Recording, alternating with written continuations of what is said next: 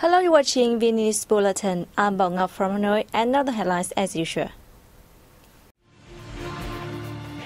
Ceremony marks birthday of Party General Secretary Ha Huy Tập.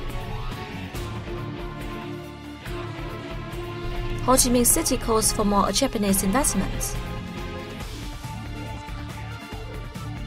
Vietnam shrimp exports to UK rise sharply.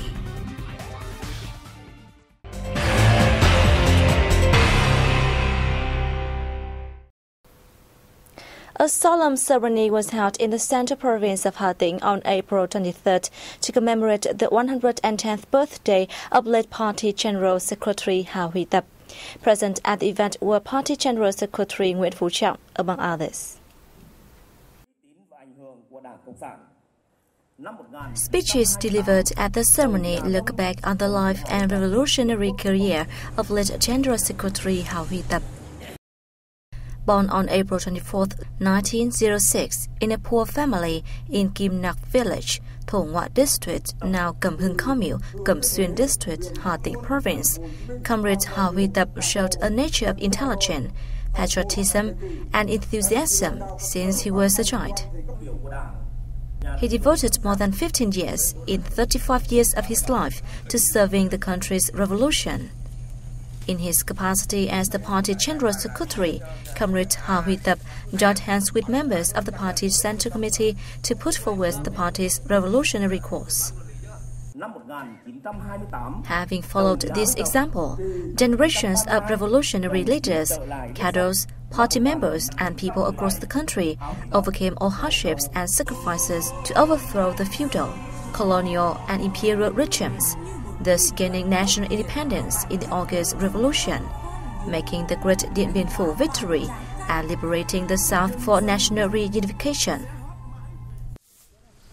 Earlier the same day, Party General Secretary Nguyễn Phú Trọng and delegates offered incense, flowers, and planted a tree at the tomb of General Secretary Ha Huy Tập. They also called at a memorial site dedicated to the late leader in Cẩm Hưng Commune of Cẩm Xuyên District.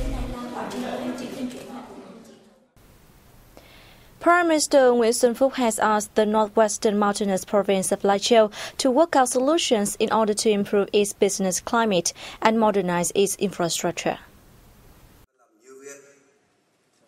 Prime Minister Phúc made the request at an investment promotion conference in Lai Châu on April 23rd, where he said the province should gear up towards high-quality agricultural and forestry and science-intensive and high-value-added industries, while paying attention to human resource development. He suggested the province expand its market to adjacent localities to boost export, attract more investments, and facilitate enterprises operation. Another important job is to continue improving knowledge for locals, ensuring their livelihoods and social welfare, protecting forests and preserving the locality's traditional culture. Prime Minister Phúc promised the government will maintain political stability and improve the investment climate to have investors do business in Vietnam and Lai Châu province in particular. Speaking at the event, Chairman of the Provincial People's Committee Đỗ Ngọc An pledged to do his utmost to improve the local investment environment and create the best possible conditions for investors to run their businesses in their locality effectively and sustainably. Businesses will receive investment licenses within 20 days from when their legal dossiers are submitted to the People's Committee, he said, promising to support investors in land clearance as well as labor and electricity supply. Since 2004, Lai Châu has attracted a total of 124 projects with a combined registered capital of nearly 205 trillion Vietnam dong, equivalent to $9.2 billion, mainly focusing on industrial and agricultural production, commercial centers, tourism, and healthcare. Also on April 23rd, Chairwoman of the National Assembly and the National Election Council Nguyễn Thị Kim Ngân inspected preparations for the upcoming elections of deputies to the 14th National Assembly and People's Councils at all levels in Hải Dương Province. Hải Dương Province has 4 constituencies for the National Assembly election, with 9 deputies to be elected. Meanwhile, the locality has 13 constituencies for the Provincial People's Council election, 99 constituencies for the district-level People's Council election, and 1,907 constituencies for the commune-level People's Council election. After the third consultative conference, Haiphong now has 13 eligible candidates for the National Assembly election. At the working session with the Provincial Election Committee, National Assembly Chairwoman Nguyễn Thị Kim Ngân held Haiphong's strict enforcement of the Politburo's directive and the National Election Council's guidance documents related to the upcoming elections. She noted, as home to industrial parks with a lot of workers migrating from other localities, Haiphong should pay more attention while drawing up lists of voters. The leader also requested provincial authorities to pay heed to ensuring security, settling the announcements and complaints, and stepping up the dissemination of information about the elections.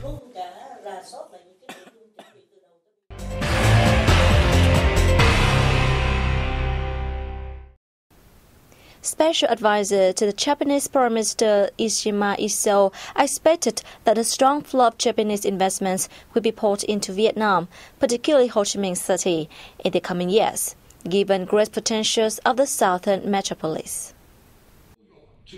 Addressing a conference promoting investment and tourism between Vietnam and Japan in Ho Chi Minh City on April 22nd, the special advisor held the close cooperation between the two nations, as seen in trade exchanges and connection among the enterprises. Meanwhile, Chairman of the Municipal People's Committee Nguyễn Thành Phong affirmed that the city welcomes and provides favorable conditions for foreign investors, including those from Japan. He noted that the city needs investment in agriculture, tourism, communication and information technology, flood solutions, urban railway and healthcare, which are sectors Japanese businesses are capable of investment. Japan is the sixth biggest foreign investor in Ho Chi Minh City, with 865 valid projects worth a total of nearly $2.9 billion, mostly in processing, manufacturing, wholesale and retail of motorized vehicles, scientific and technological activities, and real estate. The city also sees a continuous surge in the number of Japanese investors over the past few years. Vietnamese shrimp exports to the United Kingdom enjoy remarkable growth in recent months, in spite of slump in other markets.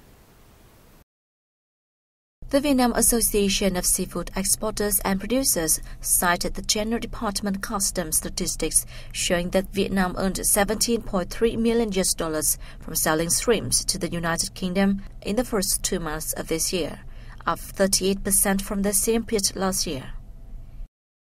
In the period, the United Kingdom accounted for 4.6% of Vietnam's total export turnover of shrimps. In May 2015, the United Kingdom surpassed Germany to become Vietnam's biggest shrimp importer in the European Union. The association attributed the growth to the country's increasing demand for warm water shrimps. Statistics from the International Trade Center showed the price of Vietnamese shrimps in this market was about $11.5 per kilo, lower than that of Canada, Thailand and Bangladesh, the United Kingdom's other main shrimp suppliers. According to the association, the United Kingdom's demand for warm water shrimp is likely to continue rising in the remaining months of this year.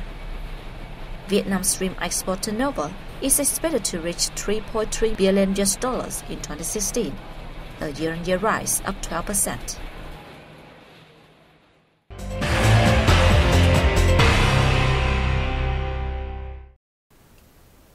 A recent Zika virus outbreak is officially ended at the commune and ward level in the south-central coastal province of Khánh Hòa. The Provincial People's Committee issued the declaration on April 22nd. The Zika outbreak at the commune and ward level was declared on April 5th, shortly following the Ministry of Health announcement of the first 2 Zika cases in Vietnam, including one in Khánh Hòa. The Zika-positive patient there was a 64-year-old woman residing in Phước Hòa ward of Nha Trang City.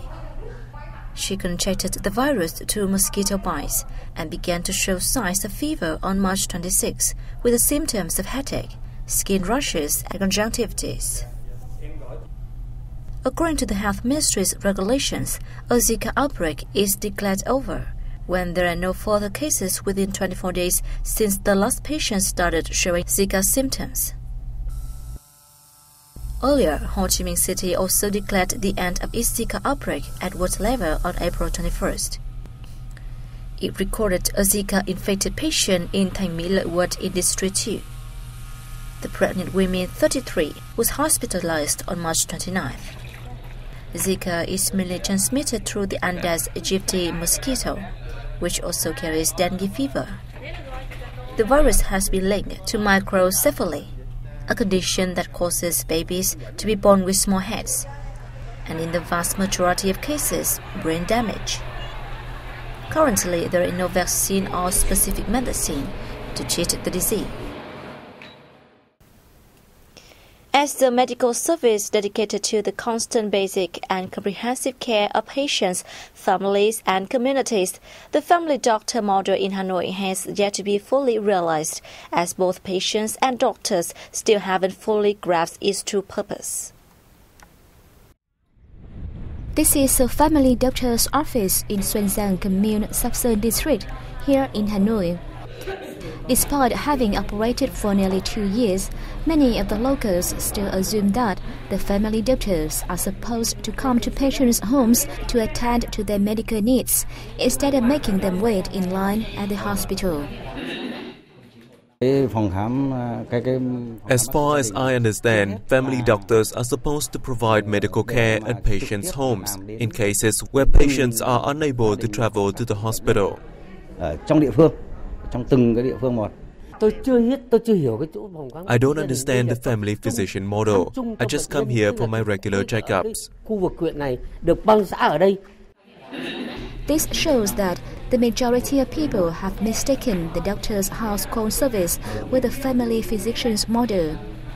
In reality, the role of a family physician is to provide continuing comprehensive health care for individuals and family, in which the physician will have a thorough understanding of the patient's health story so they can detect early signs and manage any genetic diseases. The family physician consulting room in Mai Dinh Commune is currently managing over 500 residents. Although doctors and patients here are beginning to understand the model, the facility is only treating patients with diabetes, hypertension, and hyperlipidemia, a blood disorder.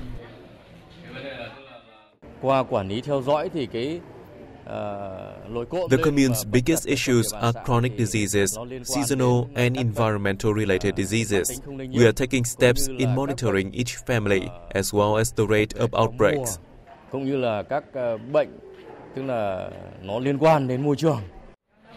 Throughout the country, there are 240 family physicians consulting rooms operated in conjunction with communal medical stations and general and private practices.